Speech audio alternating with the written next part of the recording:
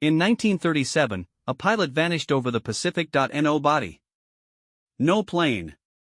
No answers. Amelia Earhart was attempting something impossible, a flight around the entire world at the equator, pushing her twin-engine Lockheed to its absolute limits, but then, mid-journey, her radio went silent. Search teams found nothing.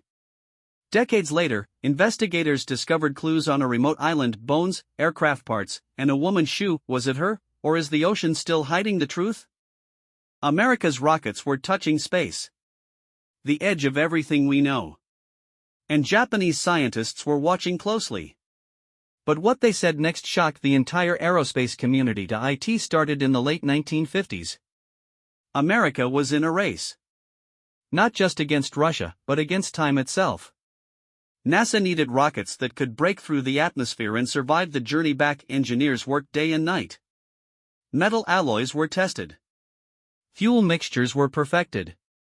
Every calculation had to be exact. One mistake meant explosion. The V-2 technology from World War II gave them a starting point, but reaching space required something completely different. Something no one had ever built before. American scientists believed they had cracked the code. Their rockets were climbing higher than anyone thought possible. Altitude records were shattered monthly. Then the Japanese team published their analysis, and everything changed. What they discovered about America's rocket design would force engineers to question everything they thought they knew about reaching space. Dr. Hideo Itokawa led Japan's rocket research. His team was small but brilliant. They studied every launch America made. Frame by frame, number by number, they noticed something strange. America's rockets were reaching altitude, yes. But the flight paths showed irregularities. Small deviations that American teams had dismissed as normal. The Japanese weren't convinced. They ran simulations. Thousands of them. Using different atmospheric models. Different wind calculations. Different fuel burn rates. The computers worked for months. Their conclusion was startling. America's rockets weren't just reaching the edge of space. They were barely surviving the journey. The structural stress was far greater than NASA had calculated. The titanium alloy used in the rocket bodies? It was experiencing microfractures. Tiny cracks invisible to standard inspection. These fractures grew with each flight. Dr. Itokawa's team predicted something catastrophic. If America continued with the same design, a major failure was inevitable. But would anyone listen to them? The space race was too important. Too political. NASA received the Japanese report in 1961.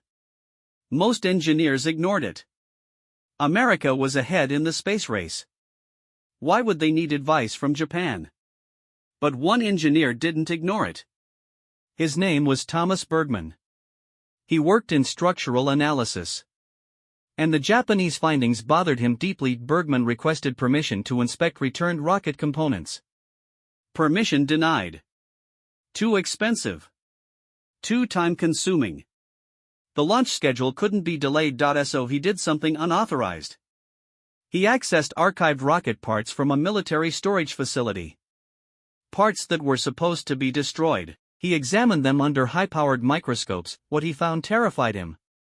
The microfractures were real. Worse than the Japanese had predicted. Some sections showed stress patterns that should have caused catastrophic failure mid-flight. These rockets should have exploded. They survived by pure luck. By margins so thin, they were almost impossible to measure. Bergman wrote an internal memo. Classified. Urgent. He demanded immediate design changes. The memo disappeared into bureaucracy. Meanwhile, Japan was building their own rocket program. But they took a completely different approach. Instead of copying American designs, they started from scratch. Dr. Itokawa believed in simplicity. Smaller rockets. Less powerful engines. But far more reliable. His philosophy was controversial. Many called it backwards thinking, but the Japanese had something America didn't have. Patience. They tested components for months before assembly. Every weld was inspected 10 times. Every fuel line was pressure tested beyond extreme limits. Their first rocket was called Pencil.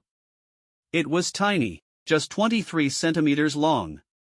It barely flew. But it flew perfectly.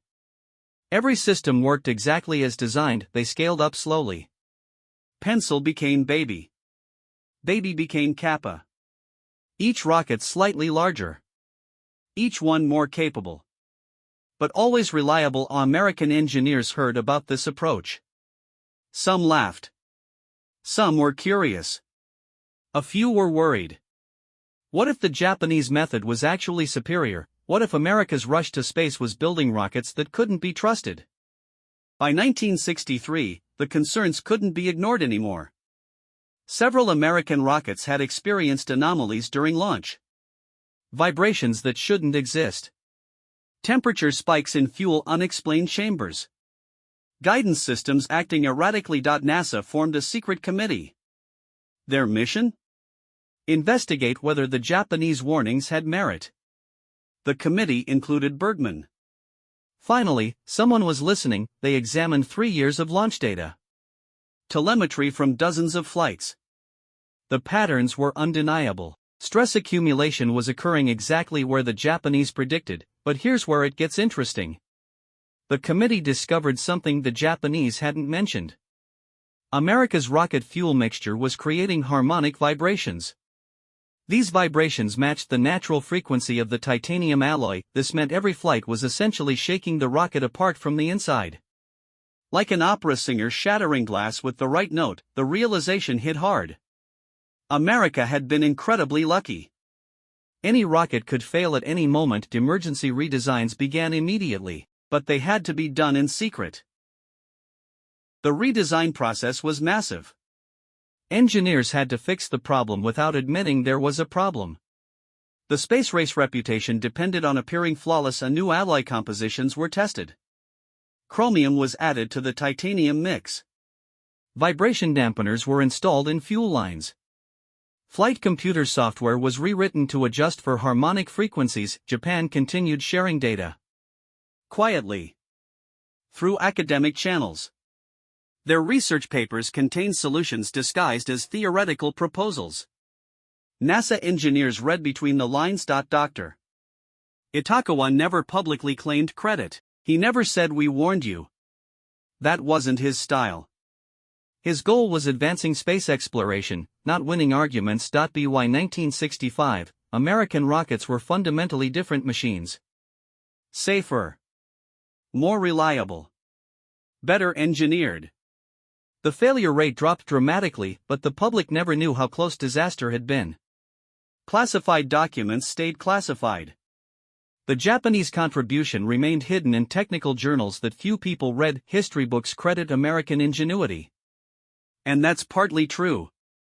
But the full story is more complex. Ignored the warnings completely? Engineers have run the simulations. The results are chilling. Catastrophic failure would have occurred during a manned mission. Probably during Apollo preparation flights.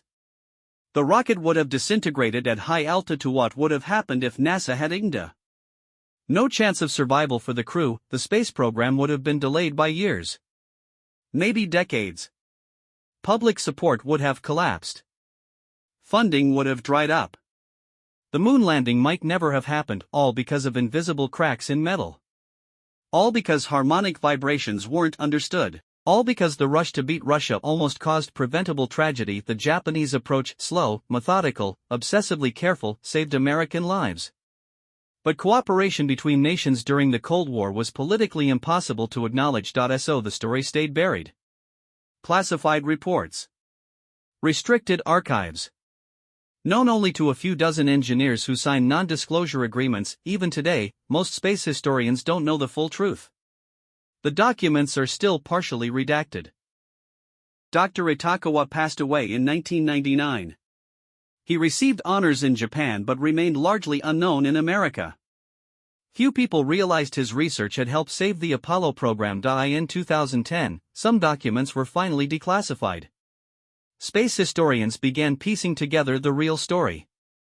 The collaboration that wasn't supposed to exist. The warnings that were almost ignored. Modern rocket engineers study this period carefully.